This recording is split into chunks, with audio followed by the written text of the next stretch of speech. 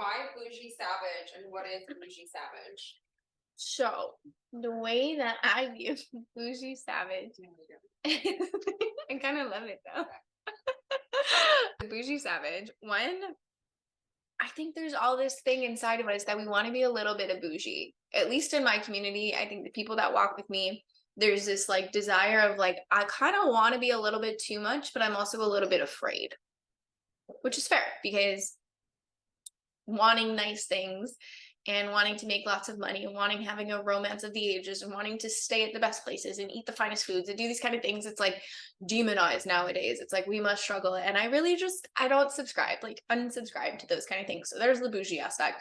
Savage is our healthy masculine. It's that hustle, it's that wanting to hit these goals. It's this like, I'm obsessed with my job. I'm obsessed with bettering myself in the self-development. Like I am obsessed. It's what I eat, it's what I breathe, it's what I do. This is me. And I think there is currently this whole demonizing that side of us where it's like, no, we need to be soft, we need to be feminine, we need to only be in our living sanctuary side, where it's like, there's a healthy way of doing this. And especially for people that are building empires and wanting to make global movements and like have this like life obsession, I don't think it's a bad thing if it comes from a grounded place. And so it's this intertwining of a bougie, healthy masculine, essentially, is what it is. There's a practice that I want to add to this module. Again, hi from my robe. That is really beneficial, especially for my savages that are high achievers, that get things done, that usually have built something out of avoidance from their past. You've probably built an empire, or you have built this like healthy body, or you've built something because of fear. And something I find super fucking powerful is, especially in this state when it comes to the bougie savage, is writing a forgiveness letter. So I've been doing that this morning. Just when your brain gets tripped up in the past, where it's like, I've done some pretty fucking shitty things to good people, to myself, to family members, to friends, to acquaintances. Like, I admit that I was not the best person, but that version of me is what got me here, right? Without that version, I don't know if I would have been able to build what I have. I don't know if you've been able to build what you have. But sometimes when you can catch our brain getting stuck in the past, we can start to feel things like depression and sadness, and we don't know what it's going through. So that's what I was working through this morning. It was just like, I feel this ache, you know, and sometimes that happens when I build programs that have to do with a part of my past, you know, that there's some things, right? Like, when I start to feel things, I'm like, oh, what is that? You know, and instead of shutting it down, it's just like, oh, what else do I need to release? And so I'll do some breath work and like hold the feeling of like shame and guilt and regret, and then just release, and just continue to work on that, and then meditate through it. And then I work through these forgiveness letters where it's like, dear Laura, I forgive you for the manipulation, for the lying, for the cheating, for the ways that you dealt with your body, the ways that you abused her, and all the things. And I have filled, I'm not even done yet, but I just wanted to share that with y'all, where it's like, this practice helps you release, because what it has to do is like that inner child, right? That like child of like, I know I did something wrong, I'm gonna find out, and I have that guilt and I have that shame. And as soon as you witness that, shame can exist when you bring it to the light. It cannot exist when you bring it to the light. So when you're working in this space of like, I hope no one finds out about me, I hope no one finds out, I hope no one finds out, and you're doing these things, it's often of avoidance, like we're avoiding the fear. But if we're trying to infuse pleasure into our body, we're trying to infuse play into our life, right? Pleasure is a painkiller of fear. But we have to first recognize, what is this fear that I'm feeling? What am I still holding onto of my past, and how can I forgive it and release it? How can I witness this little girl recognize she didn't know better at the time? She was living through trauma responses. She was using her coping mechanism tools. She didn't know better, but can I witness her in that, and can I forgive her? And so grab a piece of paper, grab a journal. I will put a document in the files for you to use of just like, dear name, I forgive you. And just let it rip until you feel like you've gotten to the end of what you forgive yourself for, and to feel that. And then when you're finished with it, burn it. Get rid of it. Release it to the world.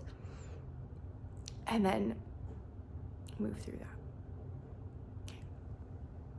So this morning is talking about manifestation, regulating ourselves around that, because a big thing is we want stuff, right? Like we want to feel confident, we want more money, we want a better wardrobe, we want the love of our life, we want the cutest papas in the whole world, the house of our dreams, all the kind of thing. How we do that is we get into our body and first see how it feels, because this will indicate where you're truly at with what you feel you are deserving of. So what I like to do is, come on my laptop, and I am a visual human being. Sometimes I script, and this is better, but I like to play around with like different prompts of like, what is, using Amanda Francis's, like, what is the wealthy woman to you, and like scripting what that means to me, and seeing what comes up in my body when I feel, am I deserving of this? Is this too much of a stretch? Like noticing, do I go into my sympathetic? Do I start to shut down? Do I feel like I'm undeserving? Do I feel like this is too much of a stretch for me? Like it's actually out of my reach, because this is something we do as well, where it's like, I want to have 6-pack abs and, make $1 million. And your nervous system, that's so far of a stretch that like that feels exciting, because that's ultimately the goal, but there's no like stepping stones to get there, right? Like we have to think of a ladder as getting there. They talk about this in the MBA Manifestation Babes program, right? So when we're sitting in these spaces, it's really important to feel what you're feeling in your nervous system in those moments, because there's also these aspects of like, I don't think I'm deserving. Like this was a big thing for me around relationships. I didn't think I was deserving because of whatever, and I like to be in victimhood. I have always had men come in and save me, right? So really me getting successful or being independent or standing on my own 2 feet was actually a stretch for me, because my comfort zone, what's in my nervous system, what is known to be true, not that I like it, but what is known to be true and safe within my nervous system was men coming in to save me. So if I moved out of that, if I became independent, if I made, a good living, if I had a good friendship circle, if I, found love that, was super sacred to me, that wouldn't come save me, which meant it was a stretch for my nervous system. So it was playing in these aspects where it was like, oh, weird, that staying where I'm at actually turns me on. And this might be a stretch for you, take it or leave it, but this is genuinely what I do. I can feel myself get turned on by my victimhood. I can feel myself get turned on by the survivor complex. I can feel myself get turned on because these things are safe. This chase, this hunger, this part of me is safe, right? And so to awaken this like bougie, savage energy is taking the space throughout wherever it is, dedicated time, whether it's before bed or in the morning. Those are the times I recommend, because that's when you're more in your dreamlike state and can tap in, and you usually aren't running around like trying to squeeze in, whatever. You're calm. And so you can kind of notice these things. So like when I'm slipping through like Pinterest, right, to like visually look at these things, and I'm starting to make my board, and I spend like a few minutes doing that, and then I like sit and I feel into it when I'm looking at it, like what comes up for me. And like some of these are a stretch, and like to be honest, still some of them are like, you have no living proof of this, you've never done this, who the fuck do you think you are? Like those things come up, right? So then it's witnessing and it's transmuting that power, and it's looking for examples and being like, is that really true? Like, is it really true that I have never seen that much money? And it's like, no, I'm surrounded by millionaires all the time, right? Is it really true that if I do that, I'm gonna give up my freedom? No, the millionaires that I know have so much independence. Is it really true that a love like that is gonna break my heart? No, because I have intentionally started to surround myself with people with 40-year-long happy marriages. I am in communities of like people that are so in love with their partners and so ravish, and like starting to see what Gabby Bernstein's calls is like driftwood, like more examples of the things that you want, so that your nervous system is like, oh yeah, like that does exist. And so it's kind of like just playing with those thoughts, like where in my body is this kind of shutting down? It's a part of existential kink, where it's like, where am I getting turned on by staying in this shadow, right? Like my victimhood, my savior complex, like all that kind of stuff. Where am I actually getting turned on by this? And it sounds ridiculous, but it's like letting your body totally feel that, and then you get to transmute it because eventually it gets ridiculous and you're like, this is silly. But like, until you recognize that where you're at right now is actually where your nervous system wants you to be, because that's safe, and anything that puts you outside of that feels unsafe, and so it'll continue to give you life circumstances, or you'll self-sabotage, or you'll do these things to not actually get what you want. It'll keep happening until you recognize these things. So sitting down, where am I at in my nervous system? How do I want to move that energy out of my body? It needs attention, right? Like shame, guilt, unworthiness, things of that nature. Like, it can't exist if we give light to it. So it's continually just like looking at it. And I can see myself when I do this with my body image stuff. I remember this being a huge one. I didn't want to look at it. I didn't want to like, oh, like I'm unlovable if I'm at a bigger size. You know, what if they can't pick me up? What if, you know, I have to buy a whole new wardrobe? I don't have fucking money for that. Like all these kind of things. And it's playing with that, where it's like, is this really true?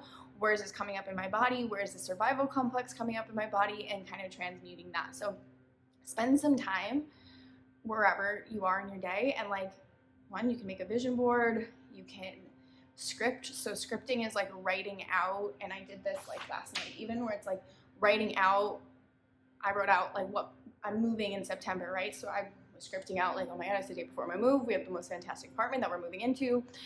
Sexy man is in the kitchen packing up the last boxes, like just kind of describing what the day is like there. And then at the bottom, writing the future date. And so it's so fun to come back and like look at these things. But this has really helped with this like bougie, savage energy to really step into this. You're gonna feel like an imposter because you've never done it before. This is what imposter syndrome is. I hope you do feel like an imposter, because you're stepping into an arena that you've never been in. Of course you're an imposter, you've never done it, until it becomes normal, and then you continue to grow this way and you're forever feeling like you're an imposter. So I hope this helps. Let's get ready and roll. Bougie savage, baby. I swear I'm gonna get out of my robe. You used to be obsessed with all things health and fitness to the point that you got ill. How did you navigate out of that? Yeah, so I was super sick because I had no touch with I was so afraid of my body, and I thought I could outsmart it, where it was like, if I know enough about, so my first business was IBS anxiety, very successful, great business when I was living in Asia, but I became so hyper obsessed with it. I built it, like I said earlier, out of a trauma response. I wanted to show that I was no longer the drug using, domestically abused, violated woman. Like, I wanted to prove myself. And I became obsessed in an unhealthy way, right? Like, my savage was there, and it's not in a balanced way. And I would lose myself working, and then I would obsess about working out, and somehow thinking my body size would somehow validate my existence of being disciplined. And because we see that, right? We see thin meaning disciplined. And I got really wrapped up in that. And so once I kept going, to be honest, like, I didn't see a problem at first, and I started to study, and I would apply these different theories, and I kept getting food sensitivities, and I kept getting more sick, and my hormones kept getting more dysregulated, and I couldn't get my period back. And the more I eliminated, the more sick I got. And in my head, I was like, what the pickle is going on? Like, this isn't making sense. And I remember sitting down with my naturopath at the time. Her name was Penny. God bless her cotton socks. And she's like, do you want to talk about how your trauma, your depression, and your anxiety are all related to all of your health issues? And I was like, nope, no, I do not. I bypassed her and went and did a whole bunch of candida cleanses. And it took me about a year later until it was my 26th birthday. And I was delivering a speech to a couple hundred people, that an entire rash had broken out. And you guys have probably seen this photo where, like, there's an entire rash that started on my backside, and it was there for about 8 months, and I could ignore it, and moved to my face. And it got vanity 1, and I went, fuck, I need to look at this. And so I worked with Penny, I worked with mentors and things like that, and specialists, to regulate my hormones, and that's what birthed Maven's Metabolism. I learned to spend time alone and really regulate my nervous system, understand trauma in my body in a way that I could do it in a way that, like, was meant for a modern woman, because I thought a lot of the stuff was too woo-woo for me. So a modern woman, that's what birthed Sacred Singlehood. And I started to understand all of these different parts of myself, my attachment styles, my communication, my boundaries and lack thereof, my codependency, like all these things that you now see within our product suite. I started to study them and start to balance my nervous system so that I could, one, become and have a healthy relationship with food and my body again. Like, I had to take a lot of time off, to be honest. And that's where that 40 pounds came in. And now it's at this space where it's like I can be healthy and explore the parts of my body, while also doing that internal work. So it was a journey, like, with intentionality and a lot of, dismantling. My pastor said this something, and I know I'm going on a tangent. He was like, when people say, like, just do you. And, like, people say this all the fucking time. Like, this is just who I've always been. This is what I do, all these kind of things. And that was me. I was just the fitness girl. I was just the health girl. That was me. That was my brand. That's what I was known for. That's what I was paid for. Like, I had all this identity complex thing, but this is what I do. This is who I am. Got me so sick. And he was mentioning something like this, and it brought me back to that, because then he followed up by saying, you don't even know who the fuck you are, though, right? And we don't know who we are. We know our survival mechanisms that we've been growing since the age of 7, and then we kind of compounded those over our lifetime based on our experiences in our life, in our, big T trauma, little T trauma, things of that nature. Like, we built up these now self-protection mechanisms that, I knew myself and that identity, but that identity left me sick, suicidal, alone, like, confused.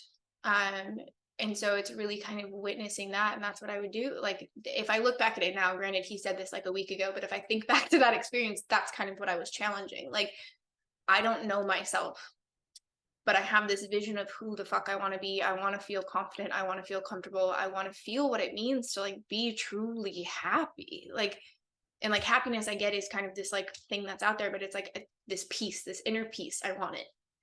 What does that look like? And so I'd start to experiment and start to look at these things, and it was step by step. So if you're at the beginning stages of that, it's like, it's not all at once. It's just like, what's that one part of you that is really, when I say things like this, what's that one thing that's coming up? Like, focus on that, go educate yourself on that, go work, get that one-on-one support, whether it's through Iconic or it's looking at these things so you can start to dismantle it. And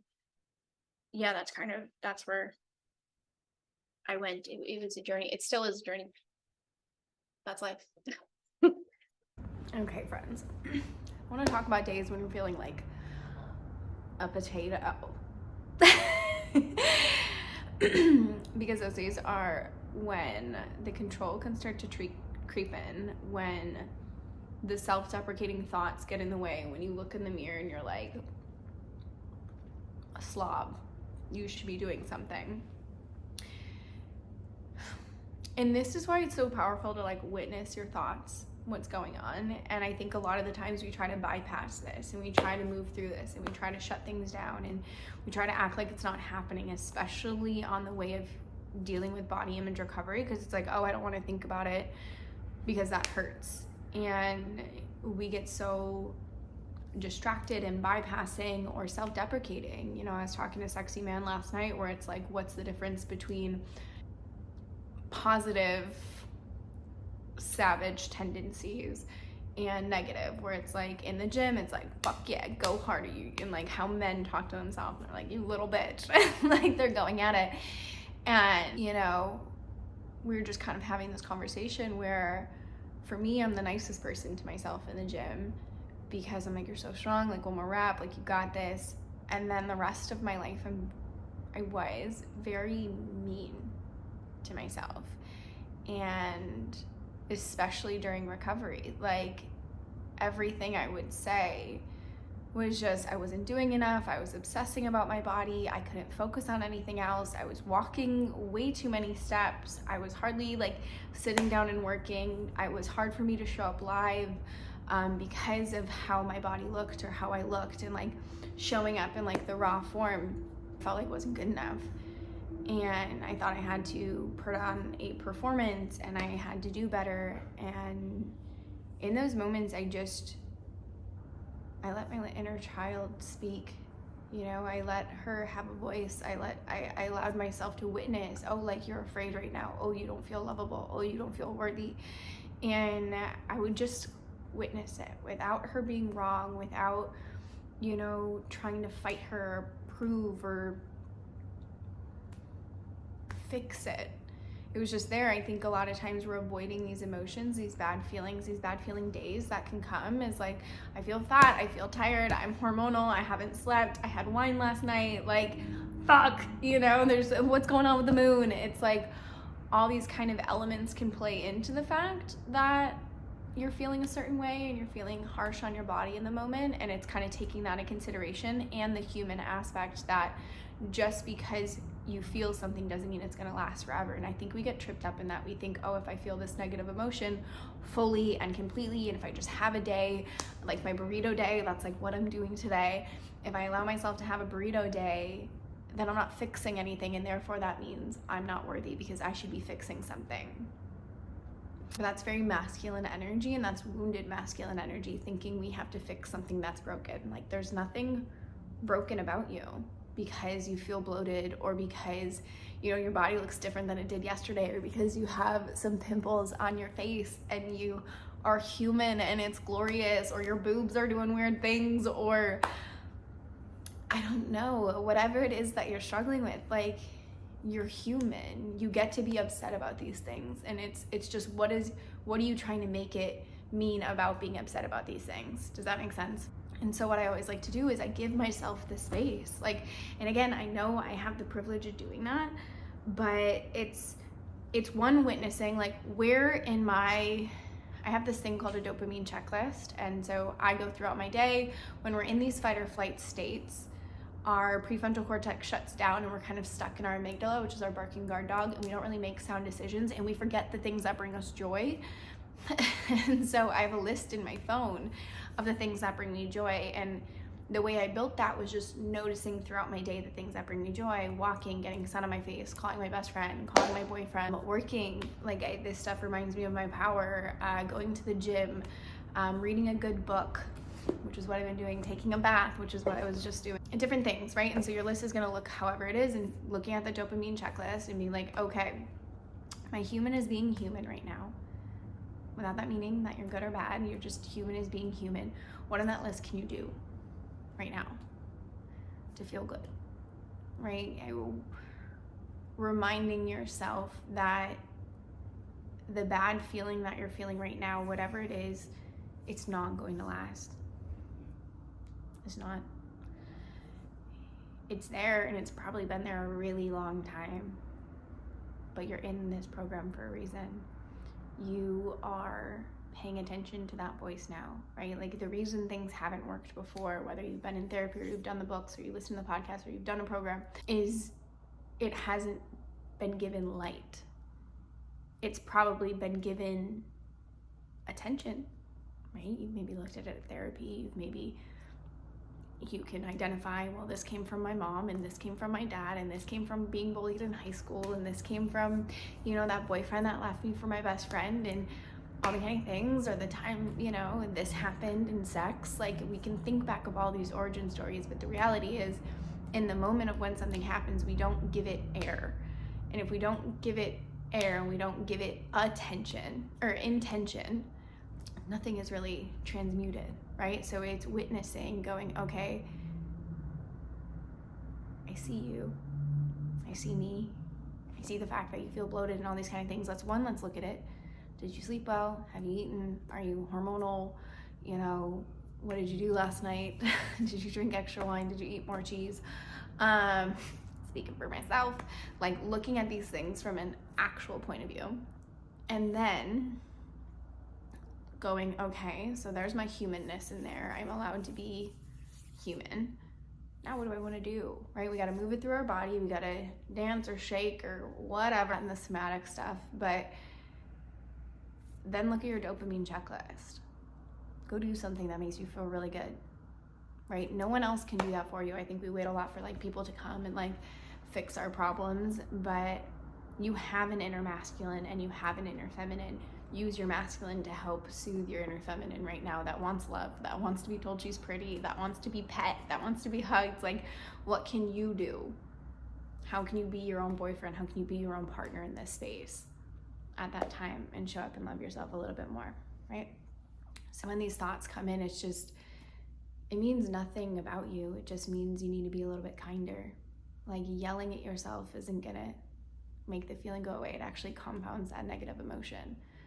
So how can we switch that on its head and use it as a check engine light that something needs a little bit more attention, right? So we can give it attention, and then we have to give it some intention to shift it.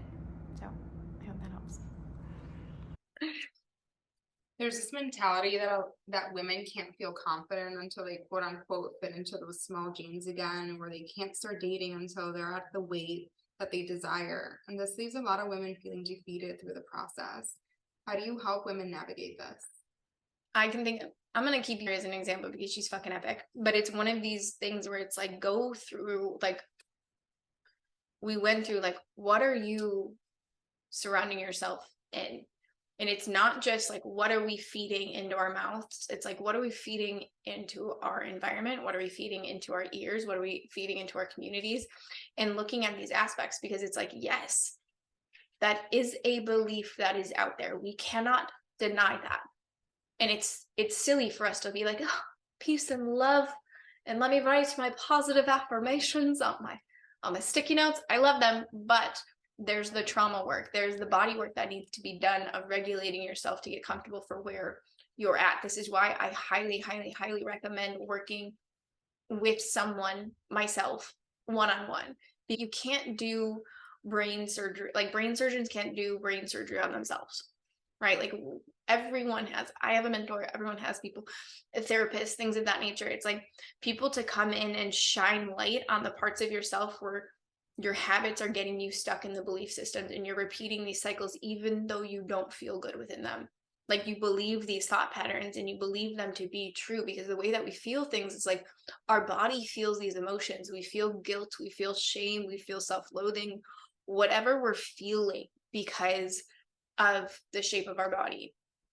And then the narrative starts to come up, like, oh, remember that bullying in 8th grade because you did this, or that boyfriend that did this and cheated on you and said this, and the mom or the dad or the whatever, like, that made these comments. And we start to search within, like, that's literally what our hippocampus is this autobiographical searching of our brain to go through to then spike you into your amygdala to then get. So it's like, having someone there is what I would say, is start to, yes, it's real and alive, but get outside of the story that you're telling yourself, right? Like, and that's what we were working through, where it's like, clean up your feed, clean up your environment, and then have someone there to bounce things around in your mind, where it's like,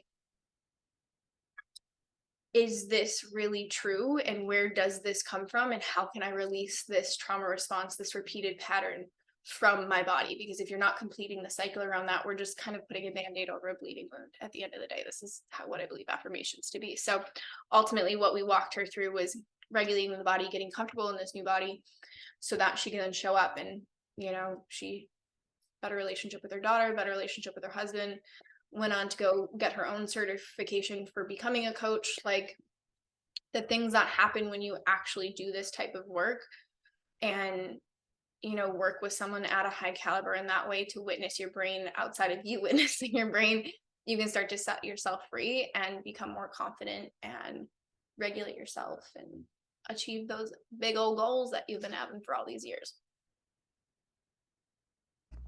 Hi, loves. So a question I always get asked, where in my closet, is, which is not the best lighting.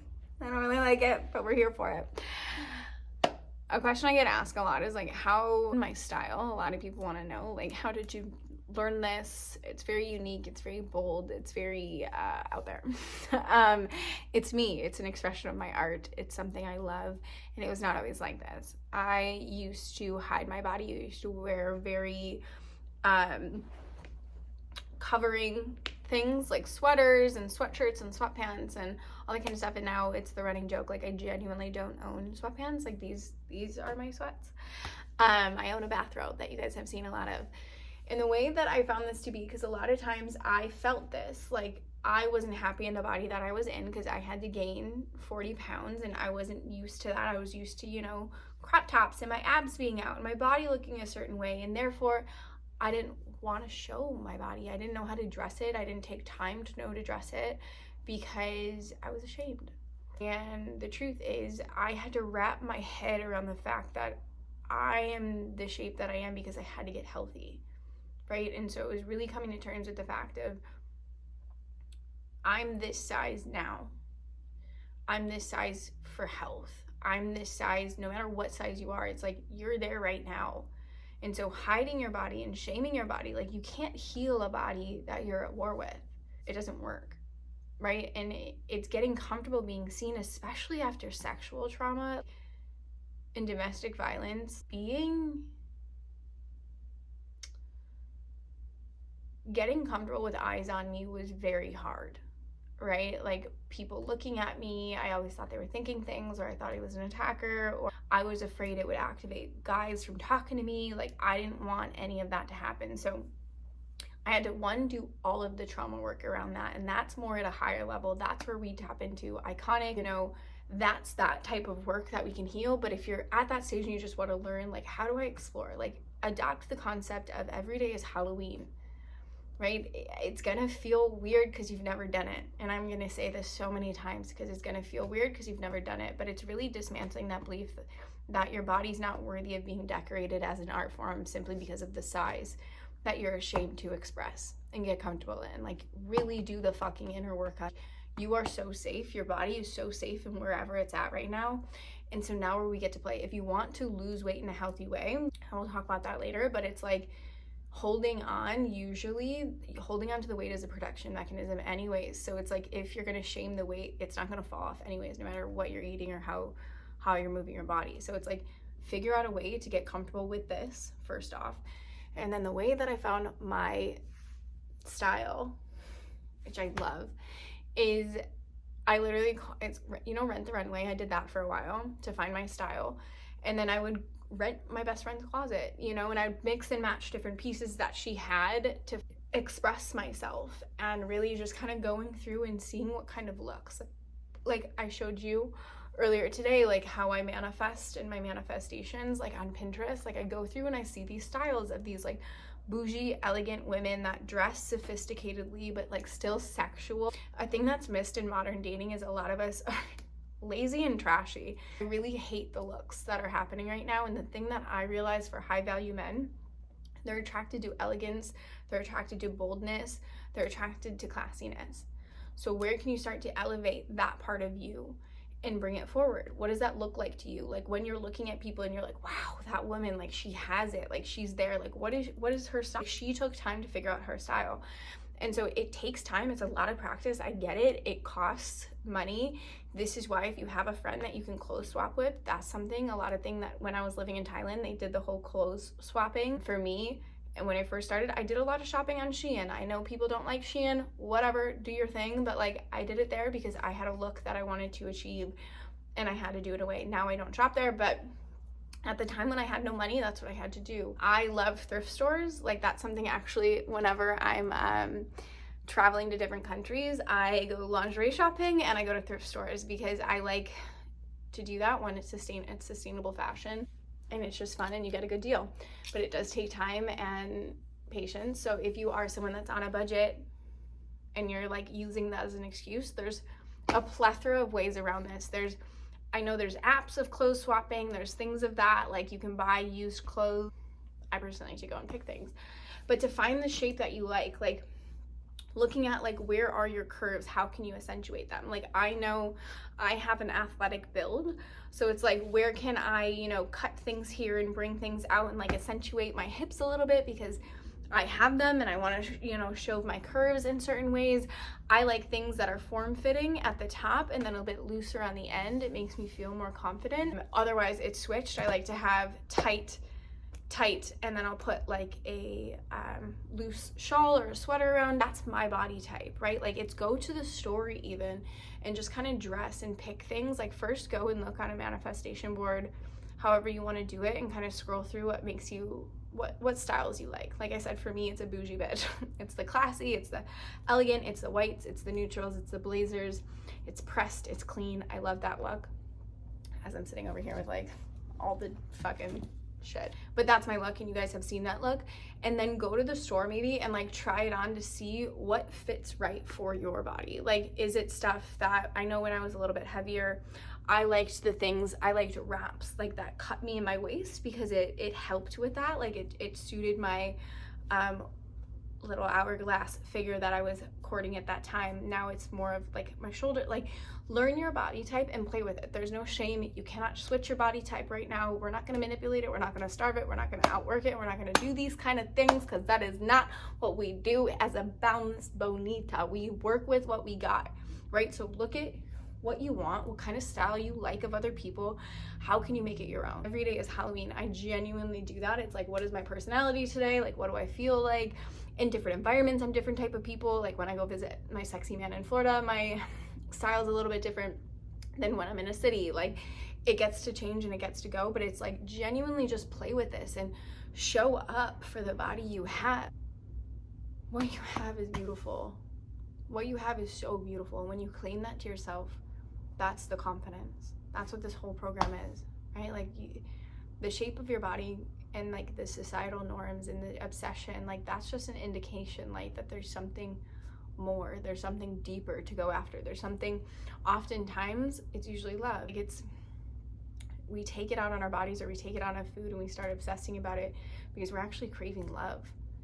And so we don't find that in a person, and we don't find that in Ben and Jerry's. We find that by showing ourselves love and gratitude for exactly where we're at. And the thing that I always say is like, you don't have to like where you're at. You just have to love yourself always, right? Like, sometimes I don't like myself. Cat's out of the bag. Sometimes I don't like myself, but I love myself always. My heart, my soul, my brain is my favorite thing about me, followed by my heart. They're kind of the same. You know, like the way they work together, and that didn't change with the shape of my body changing over these last 3 years. Like, none of that changed.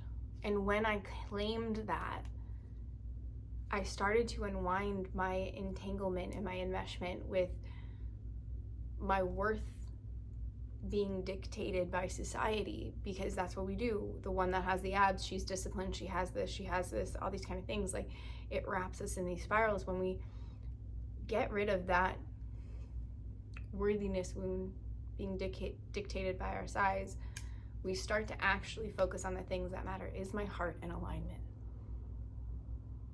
And what am I consuming? Not in my body, like, but mentally and, you know, visually and energetically. Like, what am I consuming? Is it in alignment for who I'm becoming and who I know myself to be? Is this working? And so really start to focus on that and let that come and be your expression. And this is your art, right? Like, your wardrobe is your paint, and your body is your canvas. What do you want that to be? What do you want that to be? And can you be okay that it's going to be a little bit, like, my comfort level of my look, it elevated over time. It was a slow burn. This was a 3-year build out. If I knew my body is now this shape, I am not going to keep, I don't have anything from high school. I really recommend go throw all of that out. Like, college, high school, that's when you were doing 80,000 sports and like had a wild ass metabolism. Like, no, we're done there. Everything is present. I do this practice too, where it's like, I come in and as soon as something doesn't feel right, I try it on and I have a self-deprecating thought and, you know, I don't feel good in it and the energy's off and it feels raggedy and it feels old and like, I don't feel comfortable. Like, I donate it. I give it back. Someone else is gonna find joy in that. I don't find joy in that anymore. I have this rule that, like, I moved to America and I don't want to be an overconsumer. I know I have a lot of stuff, but I don't want to be an overconsumer, so I bought a certain amount of hangers, and whenever they get filled, I have to get rid of stuff. Always cycling. Like, I'm never gonna be over in that, and now I get to play with my style now, where I'm buying more expensive things, more quality things, and having statement pieces, and like, that's part of my identity right now. But before, it was just like, you know, getting the style down, and if it doesn't give you energy and it doesn't feel good and it doesn't fucking fit, and you're maybe thinking, well, when I lose those 5 pounds, get the fuck rid of it. You can buy another pair. You don't need it right now, because I bet your feelings are, when you pull that thing out, you are thinking about how you're heavier, or how it doesn't fit, or maybe how you need to gain weight and you can't. Like, whatever side of the spectrum you're on, you're not having positive thoughts about it. So donate it to someone that will enjoy it, and then take yourself and go get something that makes you feel good, and start to build your closet based on things that make you feel good, as opposed to reminding you of the person that you're not. And then watch the confidence come, because you're treating yourself like someone you love. I can't wait to see the styles that come through. Make sure you tag me and reach out, whatever it is. Like, healing, it's Laura Patricia Martin on Instagram. You guys probably already know that, but like, I want to see your styles. Like, take your selfies, show me when you're at the store and buying. Get comfortable being who you are, because who you are is so worthy of being decorated in love and brilliance and in art. Okay? We hear a lot of insecurities around people wanting to play small and thinking things like, I don't feel comfortable being seen. Whenever someone stares at me, I immediately think they're ridiculing my body. And them just wanting to get rid of these intrusive thoughts. How would you respond to a person that feels this way? Intrusive thoughts are these funny little things that we can demonize. Remember how I was talking about this little triangle, right? I would go back to witnessing, like, where on the top that sexy, cute little inner child, where is she disrupting the story by the narrative that she's telling herself? And witnessing, like, what part of yourself doesn't feel worthy, what part of yourself, and how can you give yourself love? One of those things is, where outside of your body size are you giving yourself love? Where outside of your, shape are you giving yourself pleasure? How are you tapping into these types of modalities throughout your day, outside of dating, outside of, someone giving you the validation? Where can you tap into this? And then looking at this, where I would say it was a client that came, it's like, where are we getting our confidence from the spaces outside of ourselves? So honestly, I would tell that client to spend more time alone, because if outside validation is what's giving you that internal peace, you're only learning how to regulate yourself through co-regulation of other people. This is where you see a lot of the times of like, babe, do I look good? Like, does this make me look fat? And really what you're doing is like, oh, I feel fat today. Like, you're looking for this external validation of some type of compliment so they can learn to so they can regulate you, because you haven't yet learned how to self-regulate yourself. That's what that indicates to me. It's normal to want validation from someone. It's normal because that gives us connection. That makes us feel seen. It makes us feel heard. Like, all of these things are totally normal. But if there's a part of you where it's like, I'm self-conscious, and if someone's looking at me, I instantly freeze, and I'm putting the brakes on, not my accelerator, not like I'm both feet on the brake. It's like, that's where we want to look at, where in our story and where in our life have we been really putting it out there that something outside of ourselves is how we regulate. And it's normal because that's our childhood. We learned how to self-regulate from co-regulation. But ideally, as we get older, we want to learn how to self-regulate. And then once we self-regulate, we can do it in a healthy way to learn co-regulation, because ultimately, if we don't, that's how codependency is born.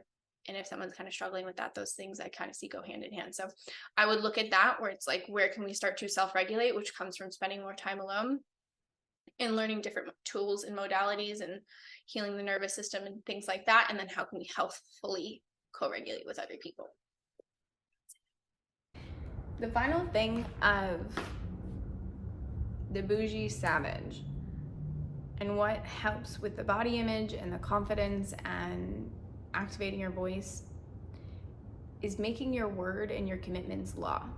The reason a lot of us struggle with confidence is because we're not keeping our promises, right? We say we're going to do something and we don't. Or we say we're going to work out and we don't. We say we're going to eat this way and we don't. We say we're going to spend time focusing on our relationship and our traumas and our things, and we don't. We make excuses, and like that starts to build, because you're not building this relationship of commitment with yourself. The thing about a savage, and the thing that makes the women in my world so fucking iconic, including myself, is if I say I'm doing something, I'm doing it. There's no ifs, ands, buts, unless I'm fucking sick. And even then, I'm probably still doing it. Right? And I'm not saying that's the best way, but that's who I am. Like, I know my commitments. This is why taking a pause on things is so important before I reply and say if it's in alignment. But when we're trying to build confidence around certain things, it's not necessarily how you look. It's having a healthy masculine structure in your life and keeping your commitments, right? Sometimes we get too airy-fairy that it's like, oh, but I don't feel like it, and the moon's in retrograde, like, and we do these things, and I don't mean to make fun of it because I definitely feel these things, but there is a healthy masculine thing to routines, to structure. And if you're like anything like me, you had a trauma with all of that because you were so hyper in it that you didn't know what your intuition even wanted. But then you get to go back and forth, so you probably are on the path where it's like you were so structured and then you were super flowy, and now it's kind of like you have PTSD about the structure and you don't really know how to get back into it in a healthy way. And it's like keeping your commitments, knowing, does this feel good? Do I know what success feels like to me, and what direction do I want to go in that? Making your schedule tailored around that. And I get some of us have different types of jobs and different types of things that we have to schedule things around. But if you make a commitment, keep your commitment to yourself. Like I said, my first one was making my fucking bed. That was how I started to build this practice. And then it started to build on other things. When you have this healthy relationship to masculine, and I talk about this inside of Sacred Singlehood, so if you want more of that, you can go check that one out. But it really starts with the foundation of like, I said I'm doing something, I'm doing it. I said, and if my energy wavers, sure, I can have a moment, I can take my mornings, I can do my walk, I can get grounded again, but I said I'm doing it, so I'm doing it.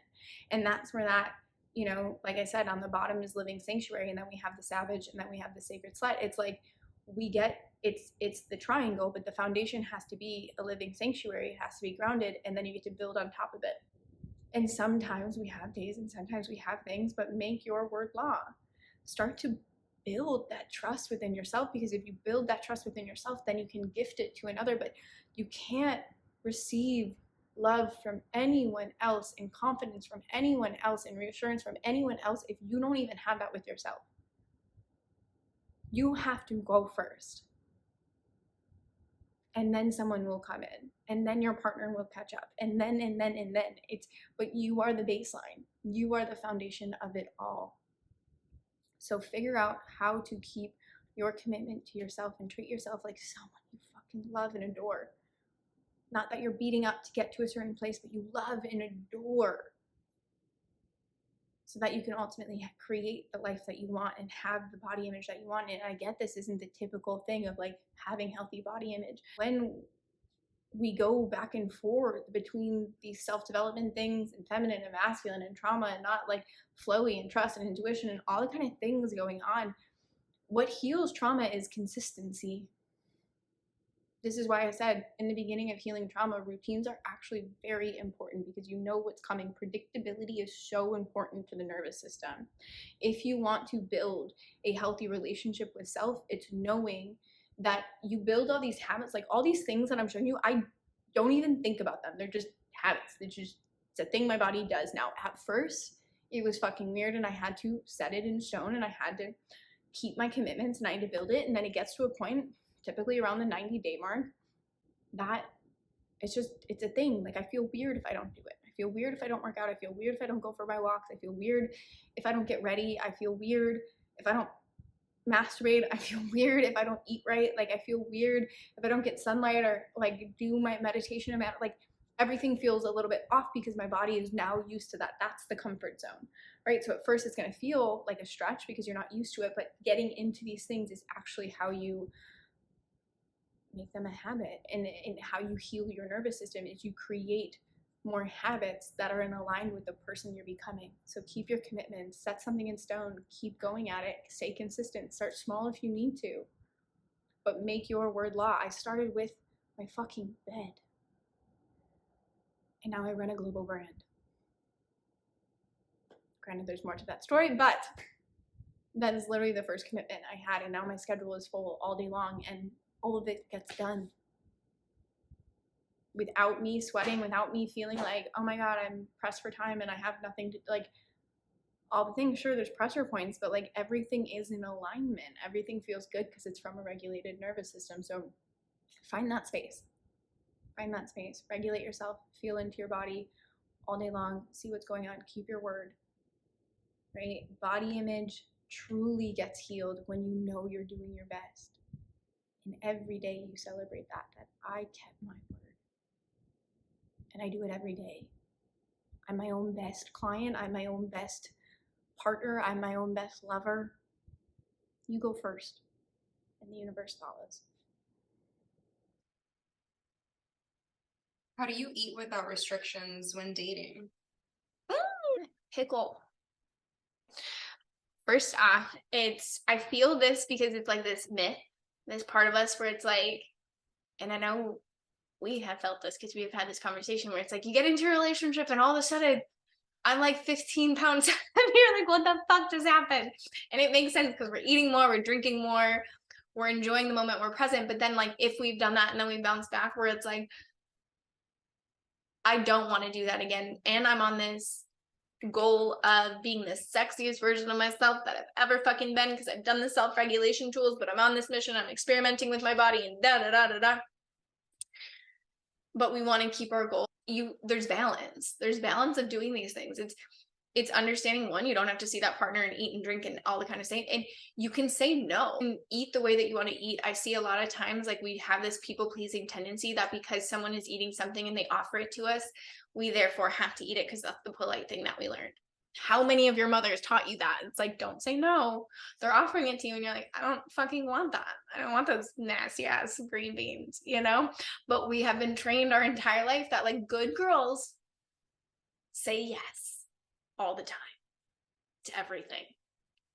And you can say no and you can have the goals. It's from this grounded place, but you're also allowed to have fun.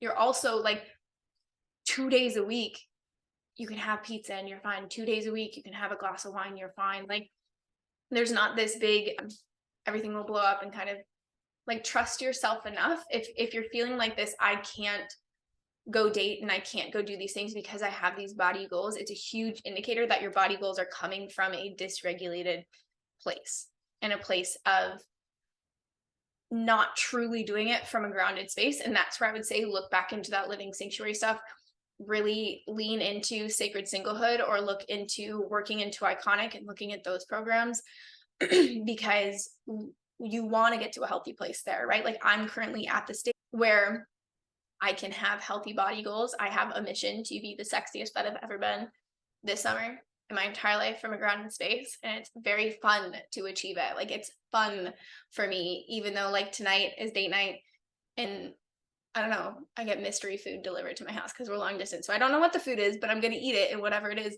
And that's what freedom is. Like, where is your limiting belief and where is your avoidance of pleasure? Right? Because a lot of times also we can use our body goals and we can use these things as an avoidance of intimacy. And it's like, oh, I can't start dating because this is what I think to believe is true. And it's like, again, that belief system is most likely your egos, your subconscious protecting you from intimacy, because somehow the worth and the validation and the things like that is wrapped up. So really witnessing all of these kind of spectrums where it's like, is it from a healthy place? Is there something that's deep rooted under there? Is it, we don't have the balance? Is it, we don't know how to say no? Like, there's so many components and only you know which area that is.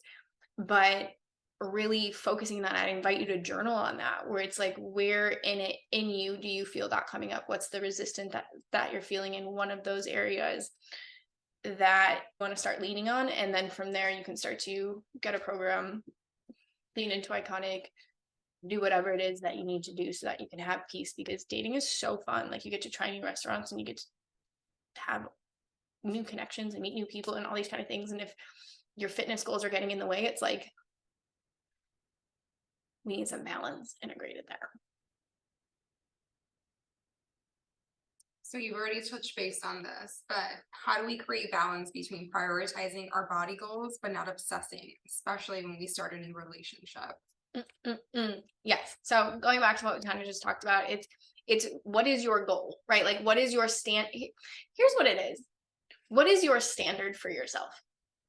What I realized when I look back at any time I lost balance in my health, either the extreme end or doing jack shit, and feeling frumpy dumpy and not showing up for myself and not feeling confident and all the kind of things that happen, it was because I wasn't keeping my promises to myself and I didn't have a standard.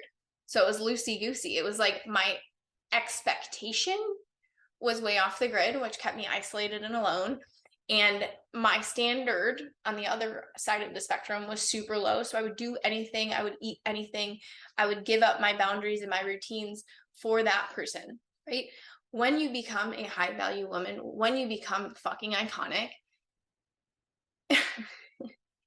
there is space for play. And there is your routines are your standard, right? Now it's what time do we wake up? What's the routine?